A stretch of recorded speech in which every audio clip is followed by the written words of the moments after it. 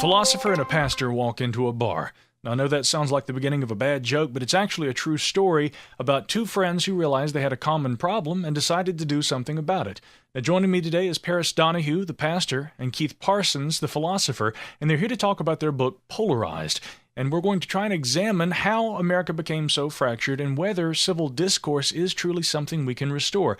I think we'll call this conversation The Philosopher, the Pastor, and the Podcaster. Enjoy. I am very delighted to have the two guests who are joining me today on the podcast. Keith Parsons is a professor of philosophy at the University of Houston, Clear Lake. He's the author of 9 previous books, in addition to the one that we're talking about with him today. His writing argues the case for logic, reason, and at times atheism, which, as we will see, is a bit of a shift in attention from what his co-author of the present book discusses. That brings us to Paris Donehoo, a retired pastor and writer in Elgin, Illinois. And according to an article from last year in Chicago's Daily Herald, in 1991, the Reverend Paris Donehoo resigned from the church denomination he grew up in and had been pastoring churches in because, he said, it had been taken over by fundamentalists who had no room for people with a more liberal vision of Christianity. Now, after serving 16 years as pastor of First Congregational United Church of Christ in downtown Elgin, many will recognize the place by a bench outside the front door that's painted like a rainbow, the symbol of the LGBT movement, and includes a sign that says, "All are welcome here." Well, on this podcast, we have the same motto, "All are welcome here." I'm very proud to welcome to the program the philosopher and the pastor, Keith Parsons and Paris Donehoo. How are you, gentlemen? Oh, just fine. Doing great. It's good to have you both here. And if I may, right here at the outset, also note, both of these gentlemen are the co-authors of the new book, Polarized: The Collapse of Truth, Civility, and Community in Divided Times, and How We Can Find Common Ground. In it, quote, an atheist philosopher and a Protestant minister interact in a constructive and respectful dialogue about their differing views on life, stressing the importance of honesty, civility, and community engagement in a time of polarized politics. That note from their publisher, but I want to quote a gentleman whose work I'm also fond of, who said, "In this age of partisan politics and demagogic rancor that has torn our nation apart and undermines our democratic foundations, Parsons and Donehoo are welcome as a breath of sanity, providing us with a blueprint for how to navigate the dangerous waters we presently find ourselves in."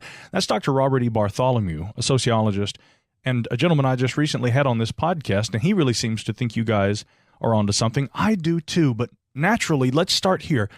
I'm interested in learning a bit about your relationship going back many years, fellas, and the meeting over a holiday visit in more recent years that inspired the two of you to pair up and write a book like this.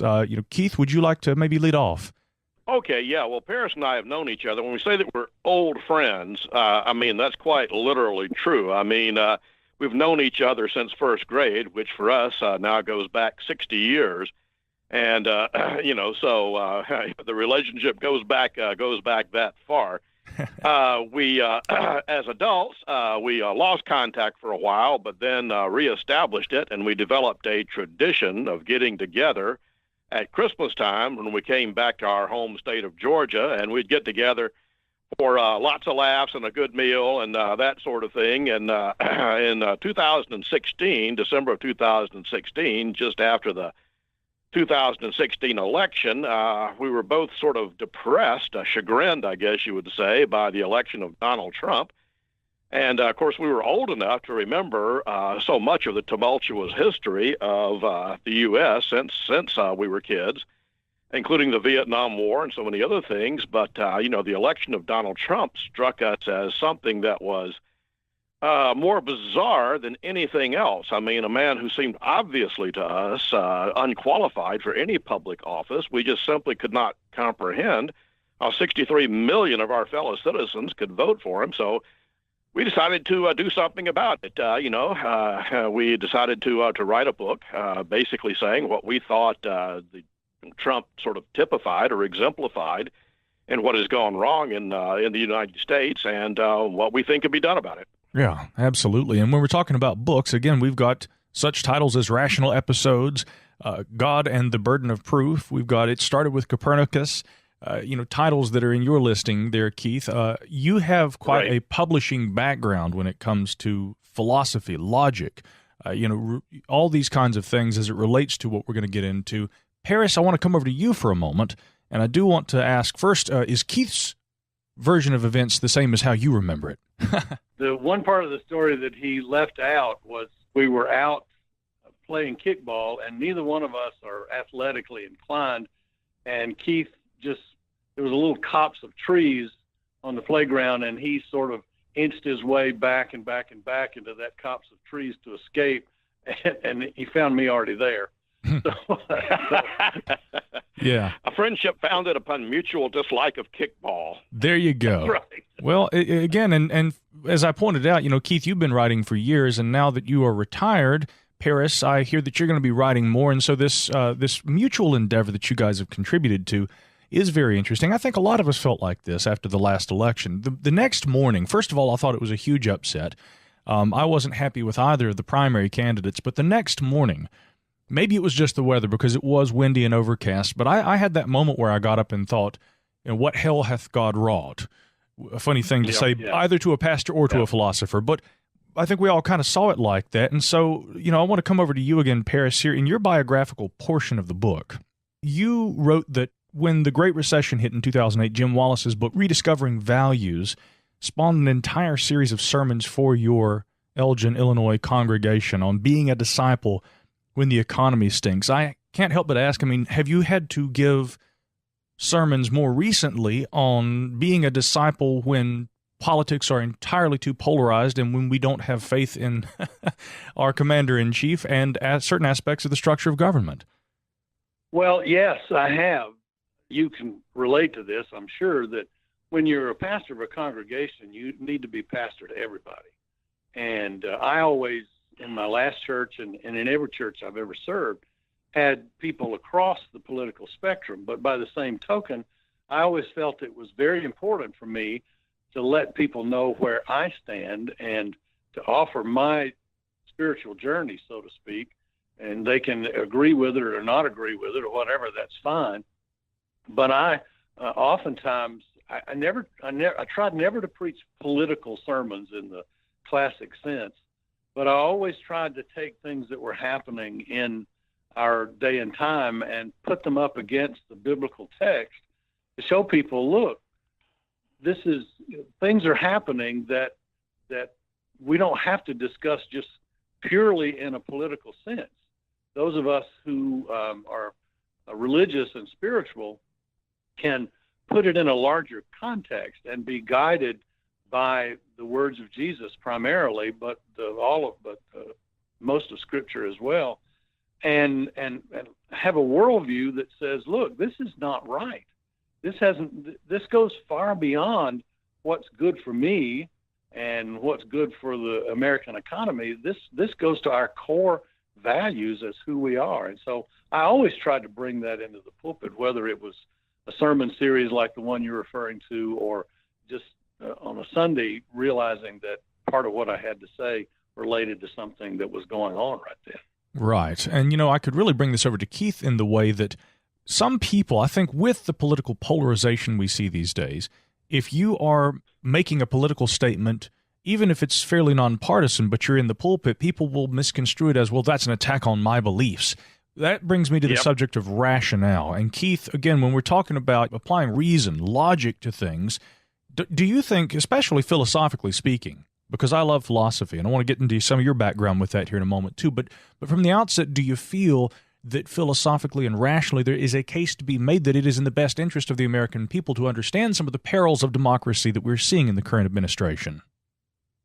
Oh, absolutely. And a number of excellent books have been written on this subject, and we hope that ours, in its own way, will be a contribution to that literature, because we do definitely see the situation as parlous right now. We think that, the lack of civility is not simply a lack of good manners. It's not simply an inconvenience, but is something that constitutes a dire danger to our republic and to any sort of coherent, cohesive society.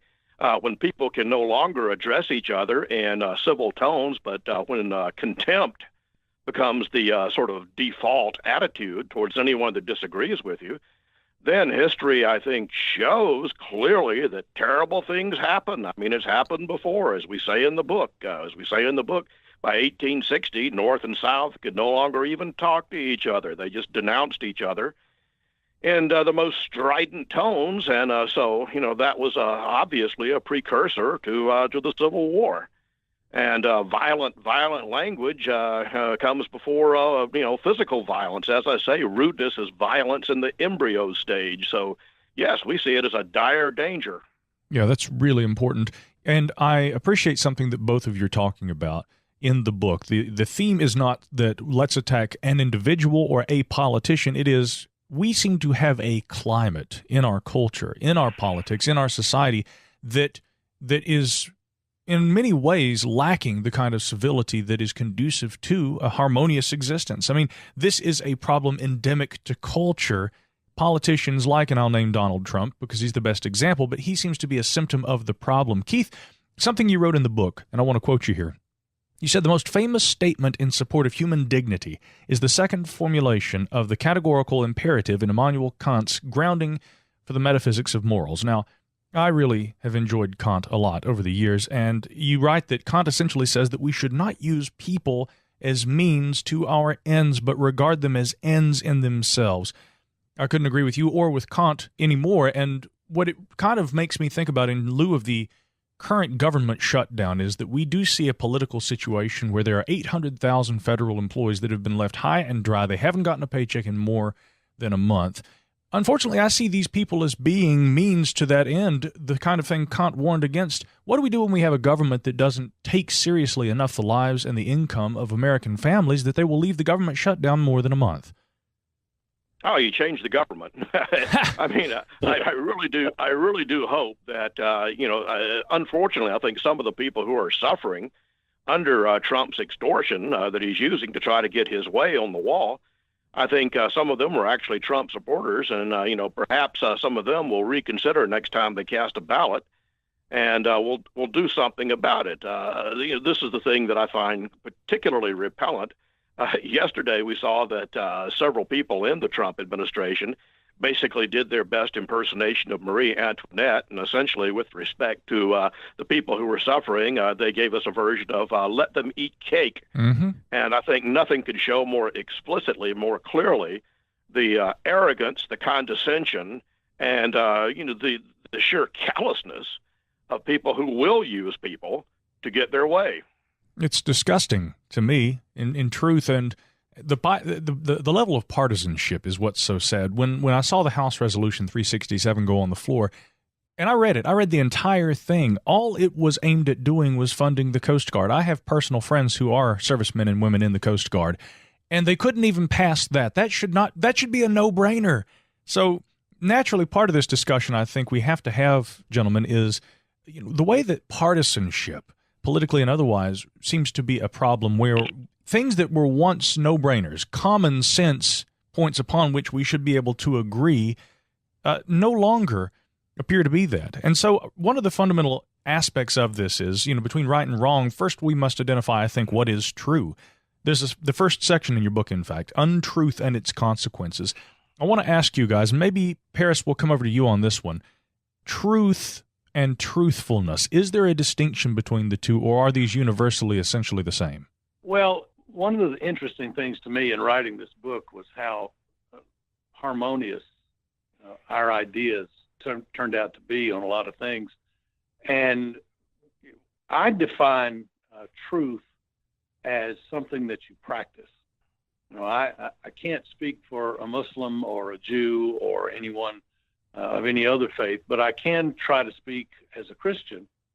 And for me, truth is right practice, practicing what you know and feel to be right in the context, the Christian context that you're in. For Keith, and he can say more about this, the truth is right thinking and right speech.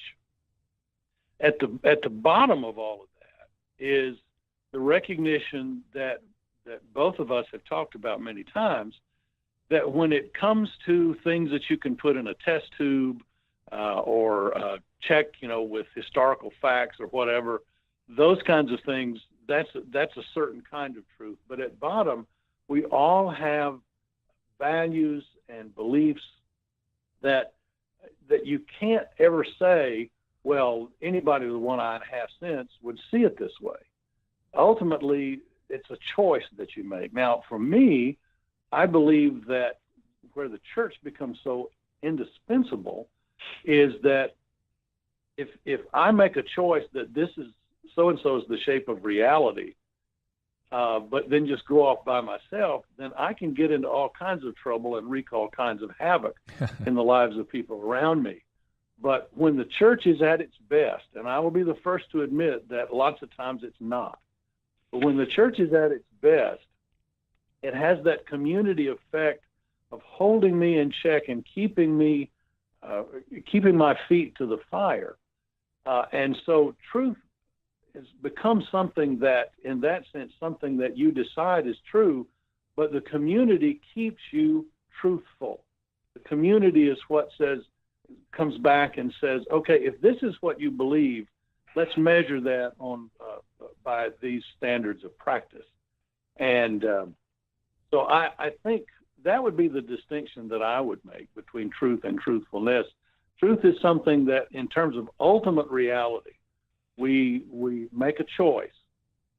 And then truthfulness is living by that we say is true, to the benefit not only of ourselves, but to the benefit of our community and to the world at large. I see. I think it would be fair to say, if I'm understanding correctly, that essentially coming at this from a fundamentally religious perspective, not from a fundamentalist per se, fundamentally, but right. but rooted in the philosophical concept of ethics. Would that be a fair assessment of where you're coming from when you're describing the kinds of truth and the difference between those two words? I think so. Yeah. Okay. Now, Keith, I want to come over to you. And again, I'll just add briefly that to me, looking at it philosophically, maybe more in the epistemological sense, I kind of think of truthfulness as being more related to the way that Paris describes it in terms of thought and action, truth applied to thought and action as a way of living, truth as a concept that can hold many meanings. But if maybe I'm more scientifically rooted in my thinking, but I would apply truth to a fundamentally scientific worldview in sense of we want to have practical knowledge which we can apply to observations and thereby determine what we can agree is true, valid. That would be the kind of distinction I make. But as a philosopher, I really want your perspective on this, Keith. Okay, well, philosophers see truth as a property of propositions or assertions. What is the relationship between saying that something is so and something actually being so? And, of course, this is a philosophical conundrum that has led to very much to an outsider what seems like esoteric debate among philosophers. I try to cut to the chase in the book. I try to quote a philosopher named Michael Lynch, who basically says that, an assertion or a proposition is true if it performs the function that it has. The function that it has is of telling it like it is. And so that's just the simple definition that he gives, and I just accept that as sort of the working definition of truth. Is the definition of truth is that propositions are true that fulfill their function of stating truth, of stating things the way that they are. And truthfulness, however, is a virtue. It's a virtue that we have. And I ask in the book, well, why don't we just use the word honesty? We already have a perfectly good word, honesty, but I think truthfulness is more than personal honesty. A person who is honest is someone who tells the truth himself or herself, but I think truthfulness means that you have to be more than honest. You have to be vigilant for truth. You have to be willing to call out liars and prevaricators whenever they say anything, whenever they try to distort the situation. You have to be willing to call them out and speak truth to power. You have to be willing to say, no, what you're saying is wrong. It is a distortion. It is political spin. It is self-serving nonsense. And you have to be willing to say to them, no, that is not the truth. Here is the truth. And so really I say truthfulness because I think it implies militancy, I guess you would say, with respect to the truth. You do not lie and you do not tolerate liars. Yeah, we shouldn't tolerate those kinds of actions of our elected officials if we elect them in good faith to represent us. Now, one other side of this, though, is that it's not just politicians where we see spin, or as has become popular these days, fake news, post-truth. There's an entire section in your book that you gentlemen title, Are We Living in a Post-Truth Era?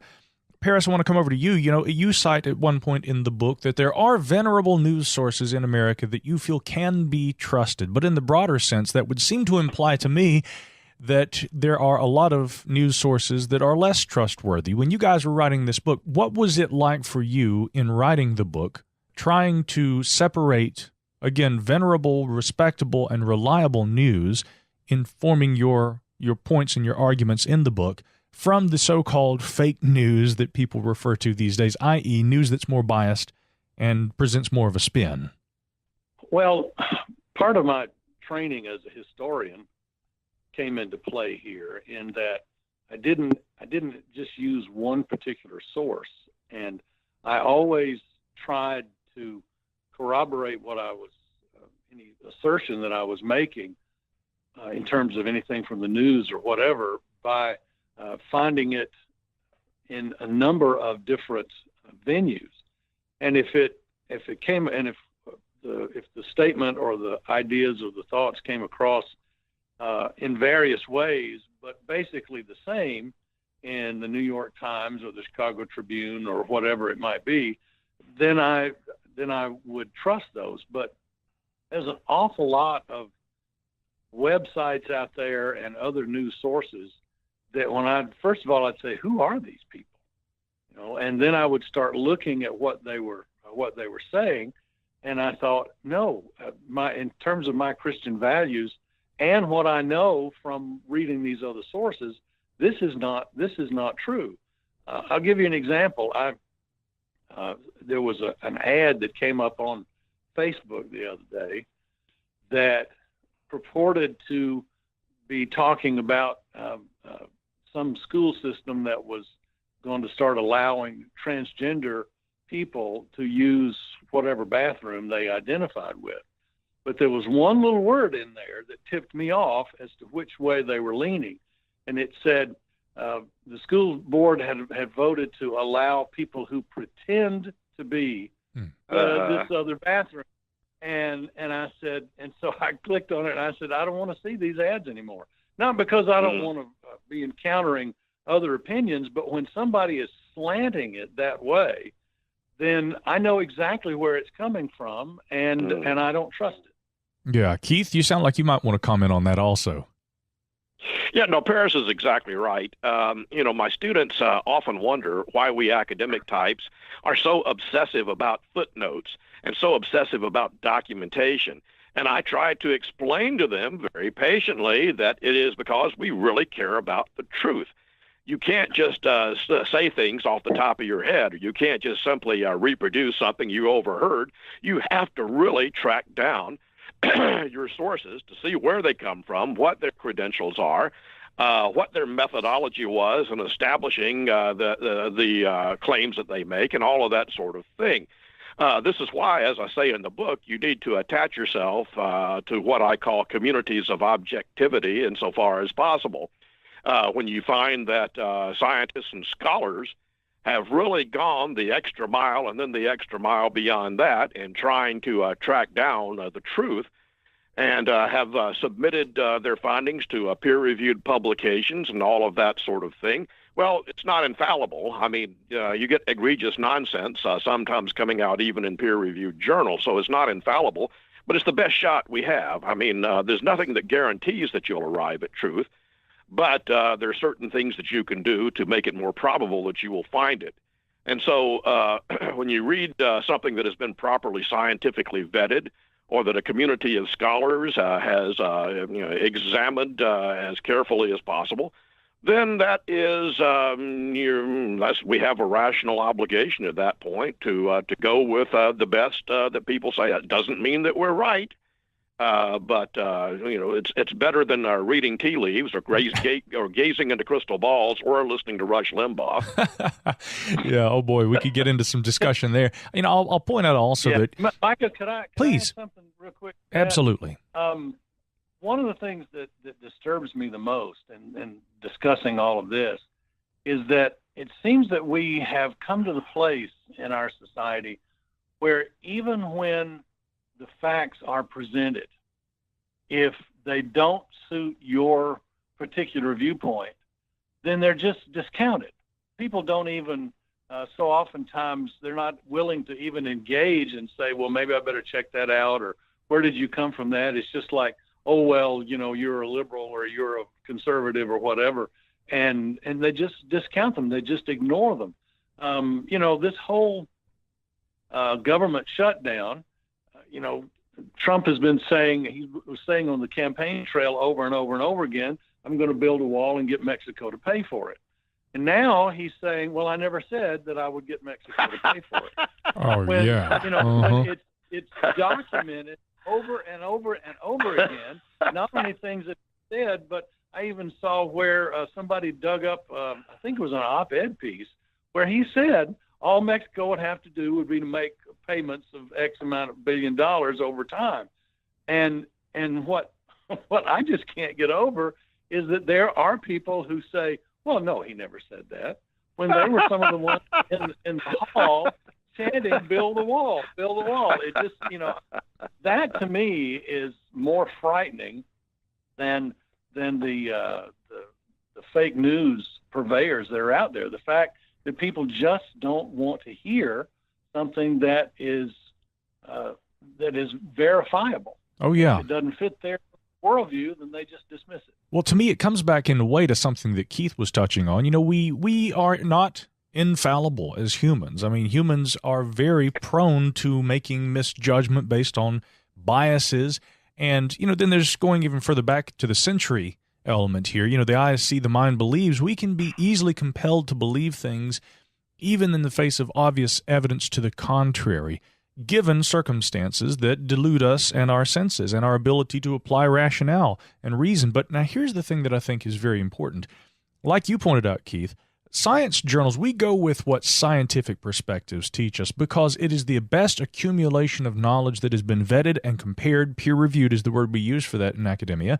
And because, that doesn't mean that it will always be 100% right, but it is the best assessment of truth, I think, that we can reliably depend upon. And since we don't live in a world where we can all sit around and abstain from judgment and say, well, I'm not going to make decisions about anything, that's not life.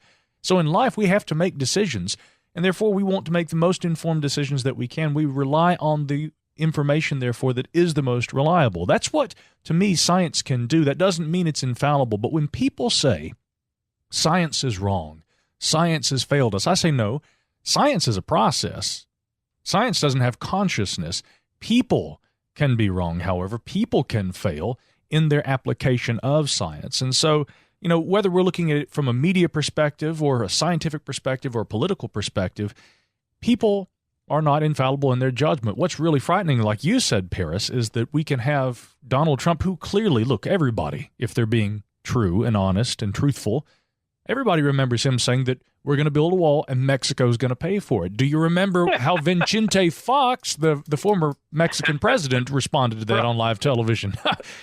Clearly, we all remember that, but the way that people can justify misremembrances through interpretation, obviously there is a problem of interpretation here. Would either of you like to comment on that? Yeah, I was just thinking, about this whole situation about that Paris was talking about, people that now say, even though they were probably at the rallies where he said it, they say, oh, he never said that Mexico would pay for it. It reminds me of this chilling scene in George Orwell's 1984, in which the government announces that it's going to reduce the chocolate ration. And then the next day, there are spontaneous demonstrations all over the place of people thanking the government for increasing the chocolate ration. Yeah. And it's very disturbing to see that actually coming true. It's actually coming true. And as far as people being insulated, I recall what someone said back a few years ago when the Tea Party was in the ascendancy. They said of the Tea Party people that they will believe anything you tell them except the truth. Mm. And there is this very unfortunate sort of phenomenon that we have now in which, as Charles P. Pierce puts it, is the journalist Charles P. Pierce, he says, the operational definition of truth that we have now is what my gut tells me, and your gut is your inner idiot. Yeah. And so people are listening to their inner idiot rather than seeking out what is objectively the case.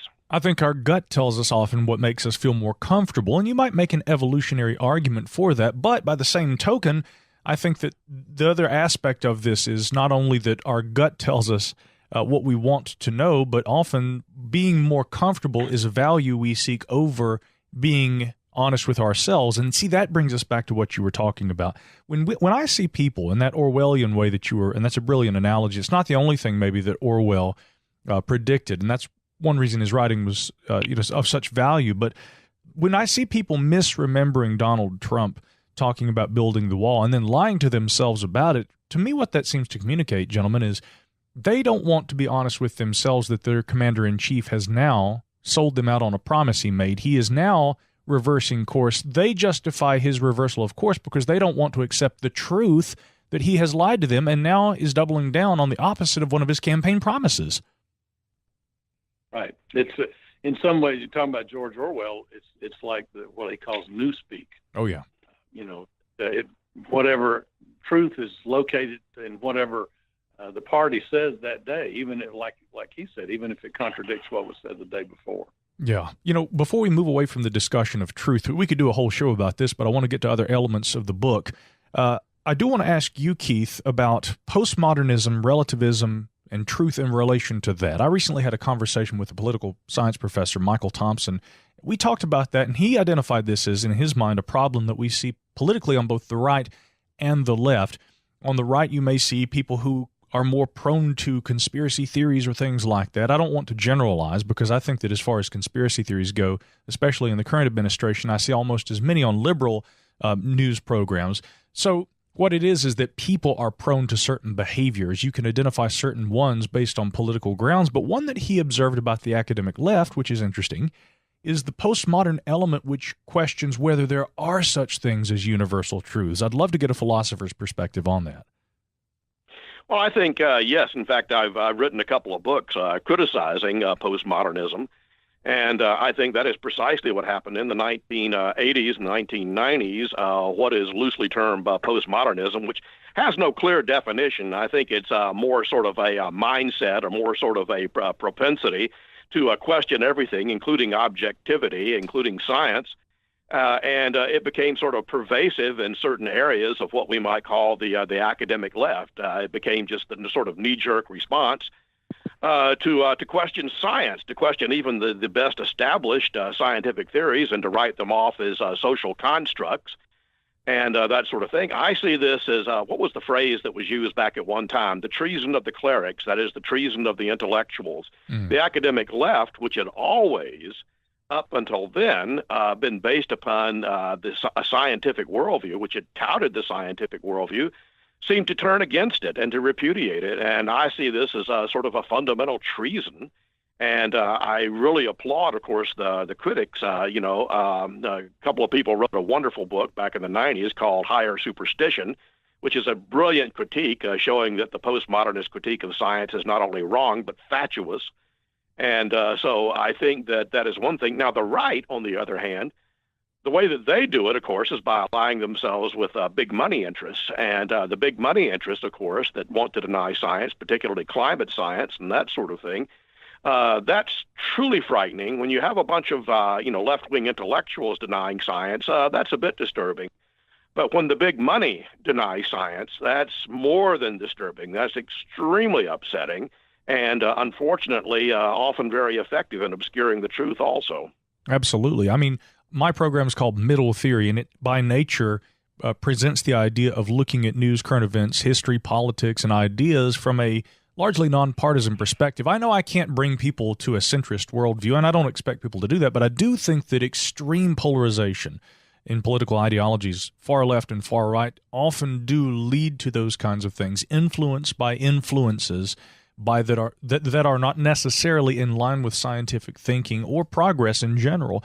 Postmodernism and also the big money and behind some of the issues on the right, both of those seem to be symptoms of that problem.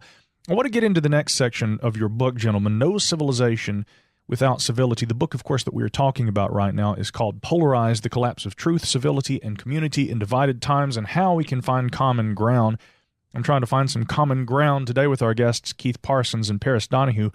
In this portion of the book, and I want to lead off first with a quote, by Thomas G. Plant, Ph.D., who wrote in 2016 in Psychology Today. This isn't a quote from your book, but a quote that I think is entirely relevant to what we're about to discuss. He said, "Sadly, we seem to be living in an increasingly uncivil community. From presidential politics to random internet comments, there seems to be more and more rude, demeaning, insulting, and aggressive language and behavior in our society."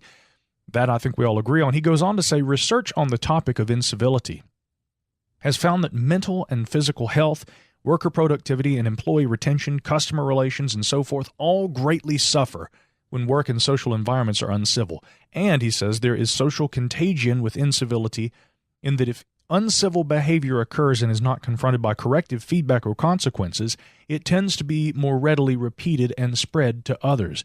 You could almost look at incivility as a sort of virus in that capacity. It seems to be spreading.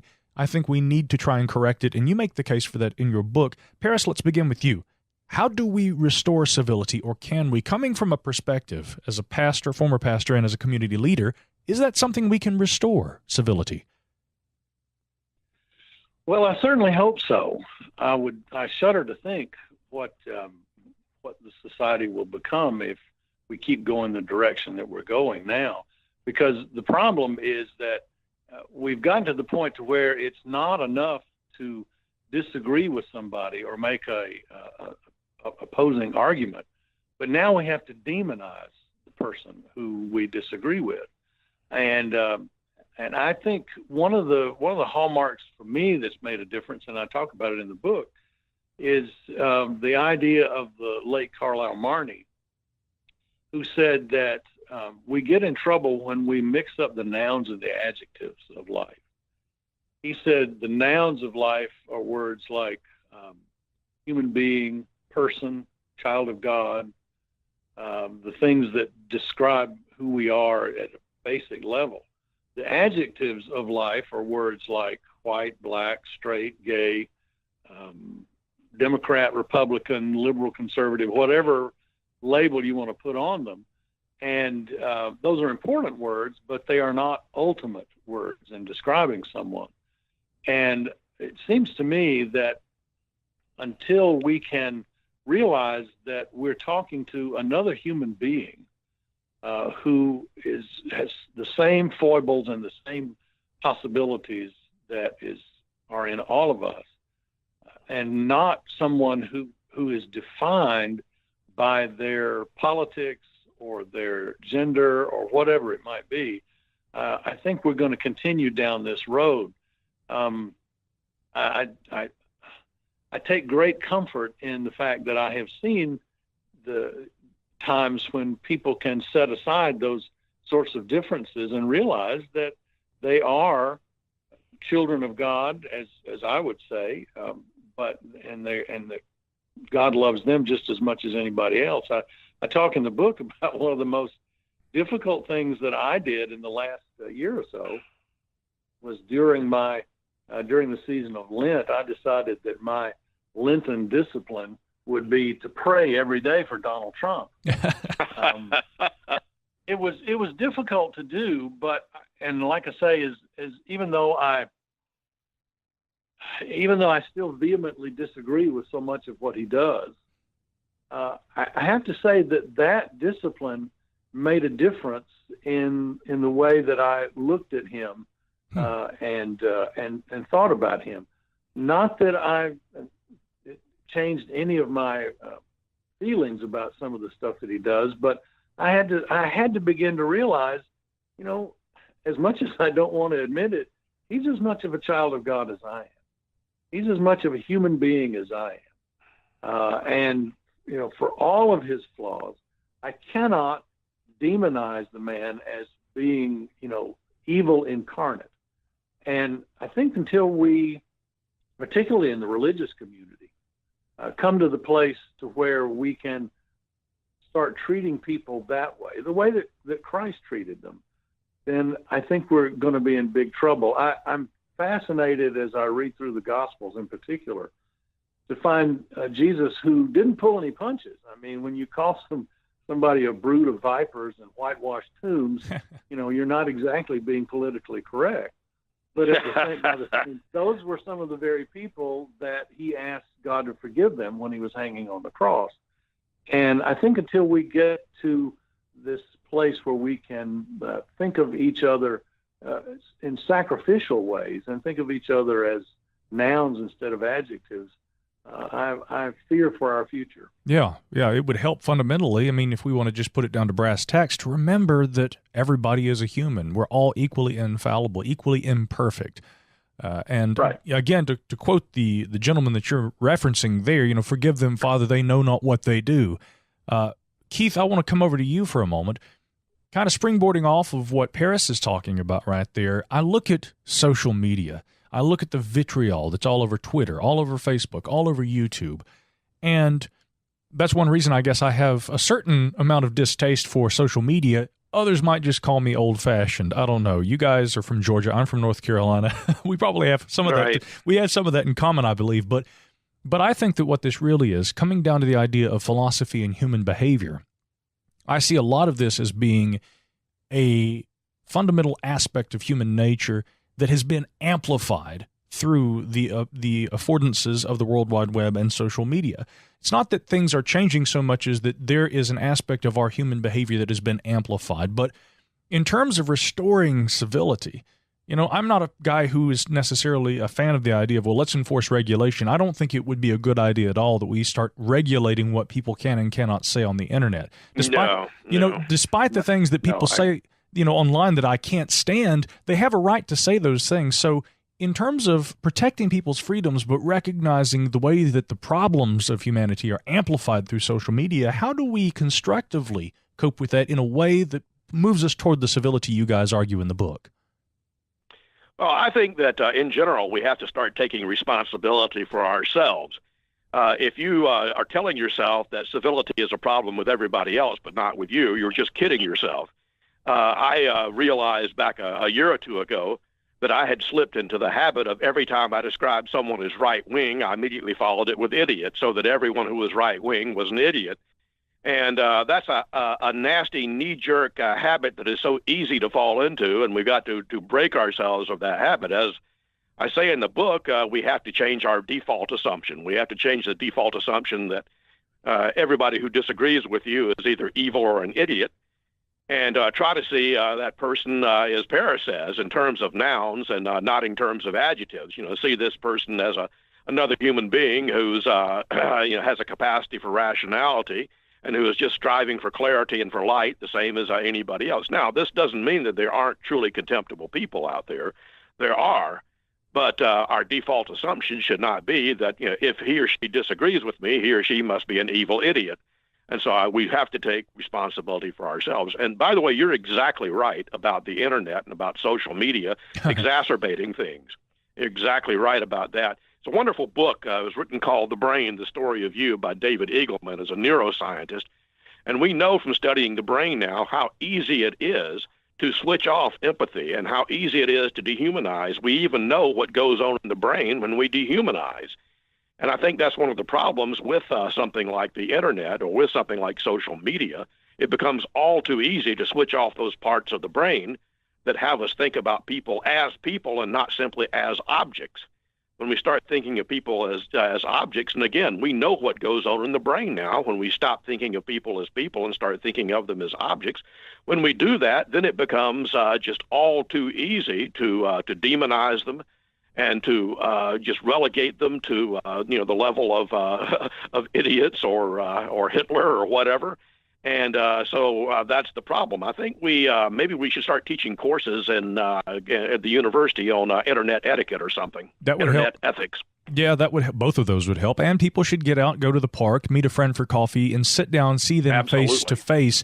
You almost touch on a little Immanuel Kant there in the sense, the idea of the relationship between what's going on in our head and the object in reality.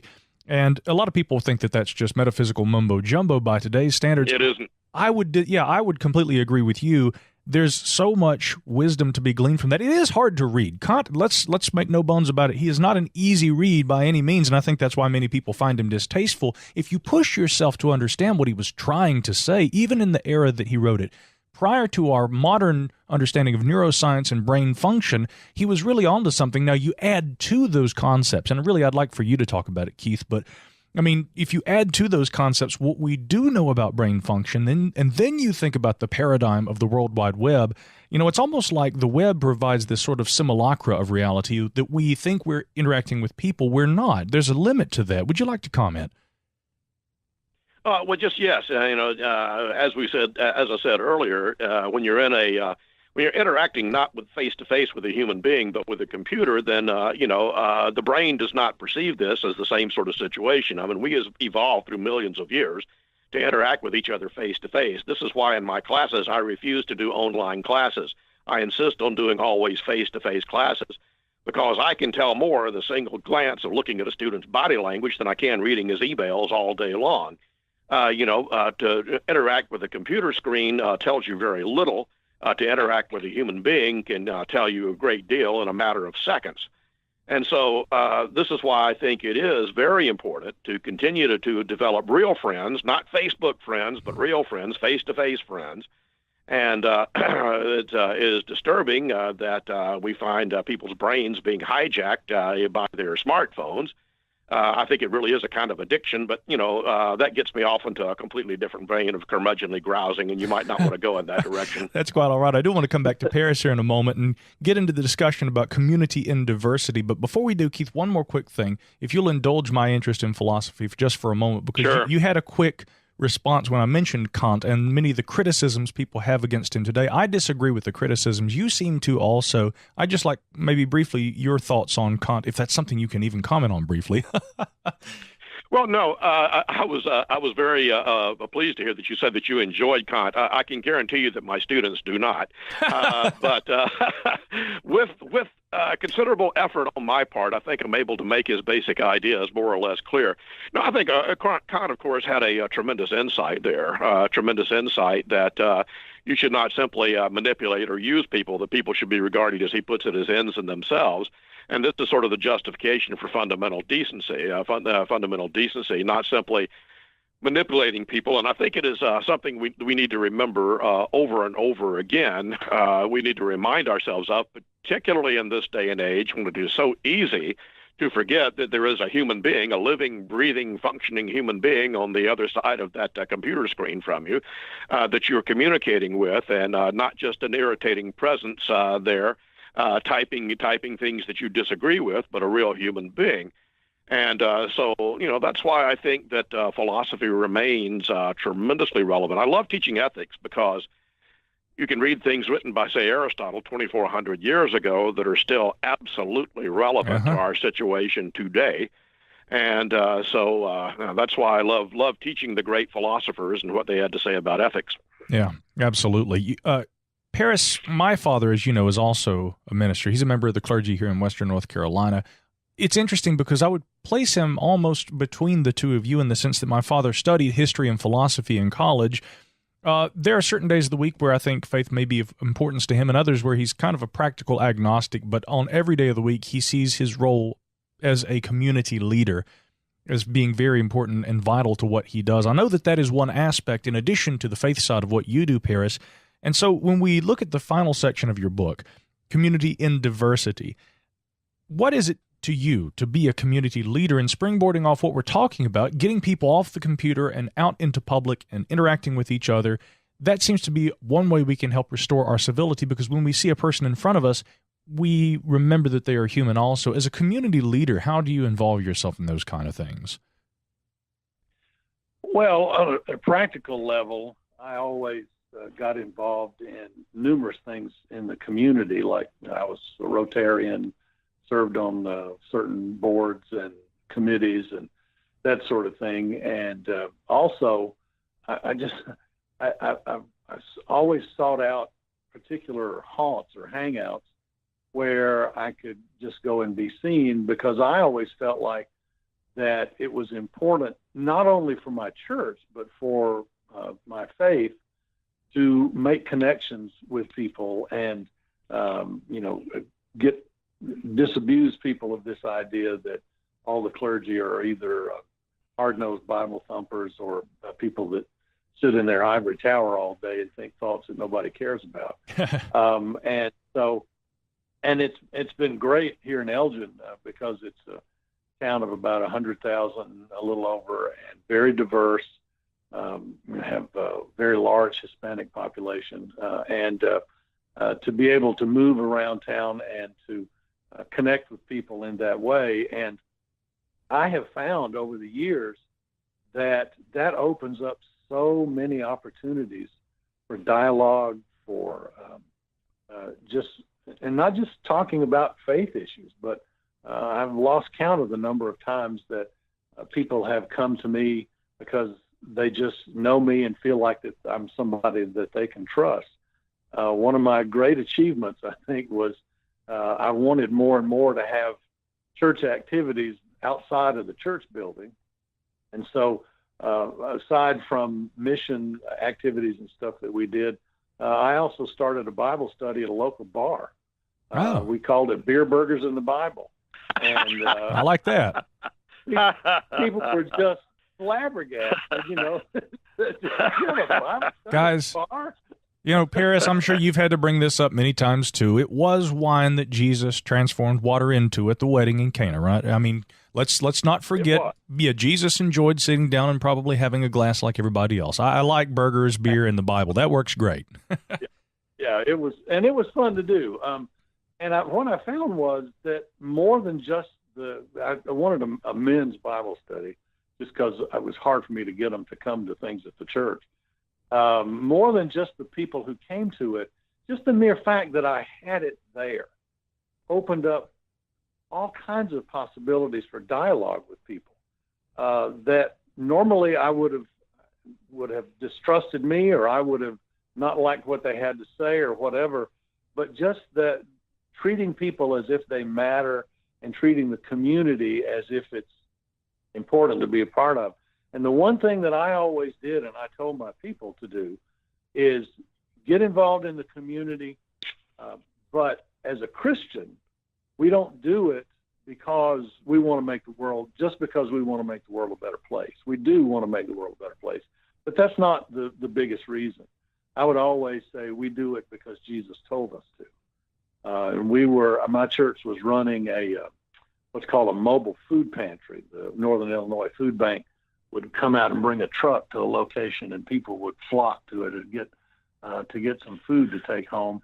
And one lady said to me one night, "Why are you doing this?" And I said, "Because Jesus told us to." And the right. look on her face said to me, just spoke volumes to me about this is the way you make connections with people, not by hitting them over the head with a Bible or by screaming at them that their politics are all wrong, but just putting yourself out there and being involved in the community in such a way that people know you and find out who you are and find out that you're someone that maybe they can trust, because gosh, the level of mistrust in our society right now is just palpable. Yeah. And we have to restore that. Yeah, I agree. It reminds me of something my father used to say when I was growing up. He would say, preach the gospel every day. Use words if you have to. Now, for me, right? I mean, there's something to be said about, your action. But again, coming over to the philosophical side, because to me, for those who say, well, religion just isn't for me, I would maintain that nonetheless, there is wisdom. And if you can put it through the lens of, again, I'm saying this for those who are not of a religious persuasion. We have thousands of people that listen to this podcast from all walks of life. I want there to be something for everybody. And what I think we're talking about here, for the person who is of the more philosophical persuasion, fortunately we have a philosopher here I can ask about this in a moment, but I would see it as that in the New Testament especially, there are aspects that one can read, and I think Jefferson did this, Thomas Jefferson. People didn't understand it in many ways, his need for having to demystify the Bible, remove so much of the majesty and the wonder from the Bible, but it seemed that what he was trying to do, being a philosopher in his own right and a very scientific-minded person for his era, that Jefferson wanted to try and emphasize the idea of ethics and philosophy and principles in philosophy as espoused in the teachings of this individual. So even for those who may not be of a religious persuasion, let's say you're an atheist, like I presume that you are, Keith, if that is what you are, maybe the question I'll ask you is it not nonetheless something that in an ethical sense you could learn from, and in that capacity, people of religious faith or people who are atheists who are both in promotion of right action can see the ethical benefit of these kinds of concepts, whether they're religious or not? Keith? Well, sure. I mean, you don't have to be a Buddhist to gain wisdom from Buddhism. Similarly, you don't have to be a Christian to find wisdom in Christianity. I guess one of the things is reading various sites where people discuss some of these issues. There are people that I would call atheist fundamentalists. An atheist fundamentalist is someone who is just as ardent and zealous in support of atheism as any Bible-beating street preacher is for fundamentalist Christianity. And I think these people are missing a great opportunity. I mean, we've had 2,000 years of a Christian tradition. There is a great deal to learn from it. I mean, you do not have to accept Christianity as a revelation. You do not have to accept it as ultimate truth to find that it comprises basic truths about the human condition. In fact, it would be highly surprising if some of the greatest and most insightful people who ever lived had thought about something for 2,000 years and didn't come up with something worth hearing. Fair point. So therefore, I think that atheists should read the Bible, and not just to note the really horrible things that it says, where you have genocides and stuff like that, but read it for the wisdom that it contains as well. As I've said before, that for an atheist, the thing about the Bible is not that it's all bad or not that it's all good, but that it contains a sort of maddening mixture of the beautiful and the sublime and the horrible. And, it has indeed some passages that are sort of hair-raising in there about smiting people and that sort of thing. But then on the other hand, there is a great deal there that is to be found that, I think it's just true. Yeah. And we would be, our culture would be missing a great deal if we did not have that. That's why I think that for me, I'm a King James Version fan just because of the beauty of the language. And so one of my missions is to try to get my students who here in the Bible Belt, they are amazingly ignorant of the Bible. And I try to get them sometimes to read the King James Version because it's so essential for the English language as for how we think about things. That's a great point. And coming from an atheist, it's even more salient, I think. And, I'll say this. I actually got to meet on one occasion George Carey, right? He was former Archbishop of Canterbury. And he was an interesting gentleman to meet, and I really felt like I, brought back from that meeting some truths again. But you could once again view that through the lens of philosophy. On the other hand, one more I've also met, John O'Donohue, the late Catholic priest, who said something brilliant. And he said, "I wish we could all be more like dogs. Dogs don't worry about what happened yesterday or what's happening tomorrow. They live in the moment, and that's why they're happy." I always loved that. I have equal appreciation, fellas, for Richard Dawkins, for the late Christopher Hitchens, for Sam Harris, some of the people who are the most prominent atheists of our day, and many of whom have written very scathing attacks against religion. The God delusion, God is not great. But to me, though, I don't like the idea of having to be an absolutist, in any capacity. Right. And that's why it's touching to me that I can see the two of you come together and co-author a book, despite not believing or sharing all the same perspectives on things, and also, especially that we have an atheist saying that he tells his students in the Bible Belt to read the Bible, because I do agree that there are things that one can learn from it. Guys, before we wrap up, you referred to the very last part of your book as an unabashedly alarmist coda. I want to know from the two of you why you are unabashed in your alarmist. Although I don't think it's alarmist in any way. I think that this book is very important right now. We need a book like this. But Paris, let's begin with you. What is so alarming about society and culture, and what do you hope to convey in this book for your part? Well, first of all, let me go back just a minute to when talking about Keith telling atheists to read the Bible. Please. My friendship with Keith over the years is one of the aspects of my life that I treasure, because I have learned so much from him. Even the places where I disagree with him, in the first place, he is so gracious about it and not absolutist. And also, it forces me to go back and think through my own beliefs. And I think that that's something sorely lacking these days. And people challenging each other in a way that they say, well, let me look at this again. Or, maybe I come out of the same place, but I'll come at it from a different direction. But in terms of the alarmist coda, I think some of the things that we've been talking about today, the disregard for truth, for evidence, the demonizing of one another, and of course, in that last section of the book, we go into great detail about the caning on the Senate floor right before the Civil War. That was, in some ways, emblematic of what was about to come. Some people have called it the first casualty of the Civil War. I'm old enough now. Keith and I are both old enough to where we've lived through a lot. We were teenagers when Chicago broke out in riots at the Democratic Convention. We saw the havoc that was wreaked in society by the Vietnam War, and we both grew up in the last days of the segregated South and saw how all that came about. And I just have this gut-wrenching feeling that we're headed back in that same direction. And that's why we say that we're alarmist, because the scriptures talk about, the prophet rising up and saying, this can't be. And so we need to face these issues about ourselves.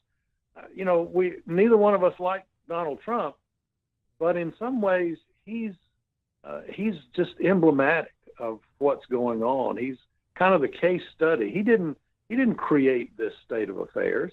He exploited it and continues to exploit it. But we can't blame him for all of this. We've been moving in this direction as a society for a long time. And I fear it just feels different from what I have felt in the last few decades, and has an ominous ring to it. Yeah, I would agree. Is that what you're driving at in terms of why we use the word alarmist? Well, all I want is your honest opinions, and you gentlemen are both very honest, and you talk about that subject a lot in your book. Keith, before I come over to you, I also want to just kind of point out that, again, you're right, that Trump seems to be emblematic of a lot of the issues that we're seeing right now. But when you guys were writing this book, I mean, I don't know, you obviously could not have foreseen that there would be a government shutdown that would be the longest in U.S. history. And my big concern, before, Keith, I come over to you, I'll just say this. To me, I look at a situation like this where we have 800,000 federal employees not being paid as of the time we are recording this conversation. And when families are not being paid, when children are not being provided for or able to be provided for by the parents, and the people with these government jobs are met with the economic necessity of being able to sustain themselves and support their families, this could get far worse before it gets better if it is prolonged. And so the case for alarmism is what we see in the news every day right now, but you guys couldn't have known that when you wrote this book. Keith, I want to come over to you. Your thoughts on the use of the term alarmist in the book, but also in relation to what we see going on right now. I mean, could things get, Paris referenced the caning on the Senate floor leading up to the Civil War. I mean, are we looking at a situation that could get really bad here? Oh, yeah, I think so. I mean, history doesn't necessarily repeat, but as Mark Twain said, it sometimes rhymes, and we think now it's rhyming with certain times in America's past when people could no longer talk to each other or treat each other decently, and terrible things happen. We think that that's what is going on right now.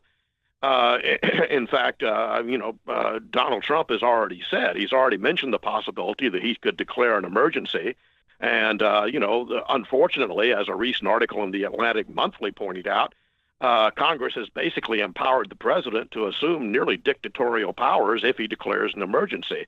So I think we are seeing these things develop. I think that it no longer seems alarmist so much. Maybe we should have said a realistic coda there, because our alarmism seems to be coming true. And so that's it. We see the situation in this country now as unstable, as dangerous, as precarious in so many ways. And once again, the basic values of our book, truth, civility, and community, these are not mere baubles. They are not merely things that are pleasant to have but not necessary. They are absolutely necessary if we're going to maintain anything like a society that is recognizable. If we're going to have an America in the future that is going to look anything like the America that Paris and I grew up in. And so that's why, yes, if it's alarmist, it is unabashedly so. And as I say, I think it's now the alarmism is increasingly becoming realism. That's right. Redefining alarmism with the philosopher, the pastor, and the podcaster. I want to thank both of you gentlemen for joining me for this conversation. Paris and Keith, we'll start with you, Paris. Are there any closing thoughts? And if you'd like to share any details about how people may follow your work online, you're welcome to do so as well. Okay. Well, let me just close with one thought. Keith and I started writing this book, obviously, right after Trump was inaugurated, and so many things were coming out in the news, and that was when the Mueller investigation was started and all that sort of stuff. And several times we said to each other, "Do you think we're going to get this book finished before he gets booted out of office?" Because at the time it just looked like, well, nobody can withstand this kind of an onslaught. Yeah. But here we are, more than 2 years later, and he's not only still in office, but still, 35 to 40% of the American populace says they vote for him again and think he's doing a great job. That goes to the heart of what concerns us. Not that we want to see him, booted out or anything like that, but just we want people to wake up and say, is this true? Is this civil? Does this build community? And we need to start asking those questions rather than what's in it for me. So that's where we go. In terms of following my work, like I say, I just recently retired, and I'm still setting up various ways to stay in touch with people. Unlike Keith, I don't have a regular outlet at this point. However, if you would like to go to the website of the church that I just recently retired from, First Congregational Church of Elgin, Illinois, you'll find an archive there of sermons. I was there until June the 4th of this past summer. And if people are interested in hearing what I have to say, the last sermon series I did, I titled it My Exit Interview. Wow. And went through every Sunday, basically some of the basic tenets of my faith and how they've changed over the years. And people might find that interesting. Keith has published numerous books. I want to say that I published a book some years ago called Prayer in the Life of Jesus. Mm-hmm. And you can still get it on Amazon for, I think, 65 cents. All right. Now that's a deal. Everybody should buy that. And it was a long time ago that I did that. Well, Keith, I know that you would tell people, as you tell your students to read the Bible, I know, Keith, you would tell them to read Paris's book also. Where can folks find your books and follow you online, Keith? Oh, well, Amazon, of course, has, or it had at one time, a Keith Parsons page, and you can certainly check out all my books online there. I'm a mean, curmudgeonly old man who does not have social media and refuses to indulge in it. So, good for you. I don't really have an online particular site. My advice to anybody who wants to follow me is buy my books. There you go. Please. Okay. Maybe, I used to joke with my students that I was read worldwide by dozens. Maybe I can actually kick that up to hundreds. Well, after this interview, I certainly hope that more people will read the book that you gentlemen have co-authored. You said, one of you at the beginning, that you hope that this will be a contribution to discourse on civility and society that we seem to be lacking today. I could not think of a better book that addresses those things in a more timely fashion. The book is Polarized: The Collapse of Truth, Civility, and Community in Divided Times, and How We Can Find Common Ground. The authors are Keith Parsons and Paris Donehoo. I highly recommend it, and I want to thank you both for joining me here today on the Middle Theory Podcast.